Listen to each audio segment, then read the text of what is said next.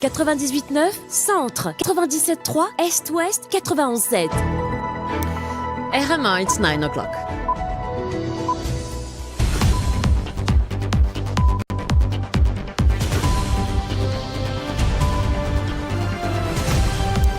The news with Ayrece Stewart. Good morning, Ayrece. Good morning, Sophie.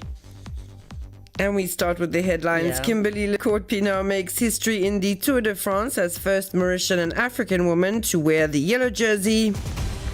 Melrose Prison hearing set to begin following alleged abuse, while Human Rights Commission reviews CCTV footage as 30 inmates file complaints. World Hepatitis Day, the silent killer under the spotlight. 1.3 million deaths worldwide annually. Mauritian patients share their stories. In world news, US-EU reach breakthrough trade deal in Scotland as new 15% tariff replaces Trump's 30% plan as Europe opens market to US goods. And in sports, Women England team crowned European champions again. 3 Lions defeat Spain on penalties after a 1-1 draw in thrilling final. Mauritius is beaming with pride as one of its own. Kimberly Lecourt-Pinard etched her name into the history books of international cycling. On Monday, she becomes the first Mauritian and the first African woman ever to don the prestigious yellow jersey as the overall leader of the Tour de France Femmes. After a strong performance in stage 2, where she clinched 3rd place, Lecourt now sits at the top of the general classification, ahead of Dutch cycling legend Marianne Vos and French star Pauline Ferrand-Prévot. This groundbreaking achievement has sent waves of emotion through the tight-knit Mauritian cycling community.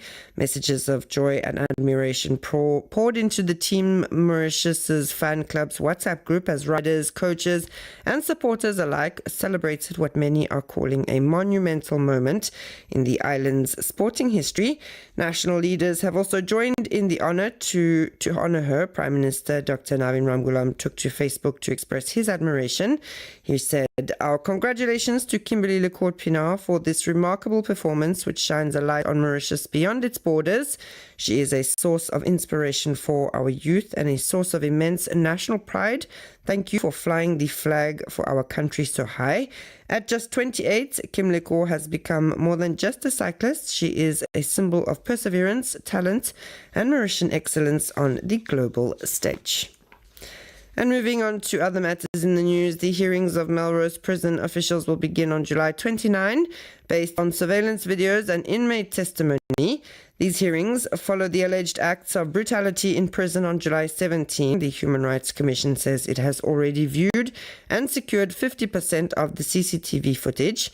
Around 30 inmates have filed complaints. They were heard by the National Preventative Mechanism Department team, which launched its investigations on July 18. A final report with recommendations will be submitted to the authorities. The National Human Rights Commission is committed to providing regular updates on the progress of the investigation. And now moving to health-related news, viral hepatitis kills silently.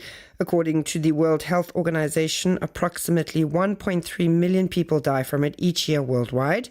Yet the disease is preventable, detectable, and in many cases treatable.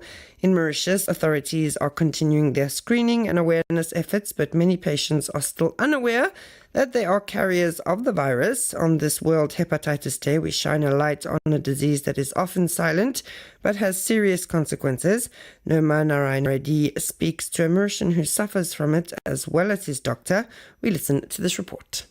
This Monday, July 28, marks World Hepatitis Day, a day to raise awareness about a disease that continues to cause silent devastation worldwide. Despite ongoing screening and treatment efforts, many cases remain undiagnosed. On this occasion, Dr. Zaid Hitton, chairperson of the National Committee on Viral Hepatitis, sounds the alarm. Viral hepatitis, particularly types B and C, is still a major public health issue. Early screening is key. Many people are asymptomatic and don't realize they are infected until it's too late. That's why we are urging more people to get tested. Among those affected is Riro's Christopher Colombo, who shares how he discovered he was infected with hepatitis C during a routine blood test. I wasn't feeling sick at all. It was during a standard medical exam that I found out I had hepatitis C. I was shocked, but I was lucky to be diagnosed early. Now I am on treatment and I feel normal. I just want others to get tested too. You never know. Screening, prevention, and treatment. 3 essential tools in the fight against hepatitis. On this World Hepatitis Day, health authorities are once again reminding the public of the importance of knowing their status, because undetected hepatitis can lead severe liver damage or even cancer in the long term. And it's 9:06. You're listening to RM1 and we move international, where news from abroad brings a breath of fresh air to transatlantic trade relations. Following decisive negotiations in Scotland, the United States and the European Union reached an agreement yesterday.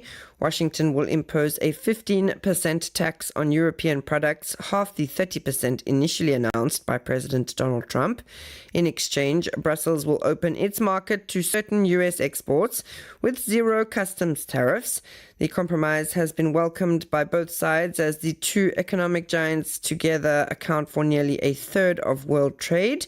European Commission President Ursula von der Leyen sees it as a step towards stability, while Trump continues his strategy of tariff pressure already tested with the United Kingdom, Japan and Vietnam. And we move to sports, where England retains its European Championship title. It came from behind to defeat Spain in last night's final, winning 3-1 on penalties. The match then ended in a 1-1 draw. La Roja opened the scoring thanks to Mariona Cartedani's precise header in the 25th minute. Shortly before the hour mark, the English equalised through Alessia Russo. After that, Spain managed only 1 shot on target compared to 3 for the Three Lions. England thus retained their crown by defeating the reigning world champions. That's all from me this morning. Thanks so much for tuning in. Stay tuned now to the Intermediate playlist until 10 a.m.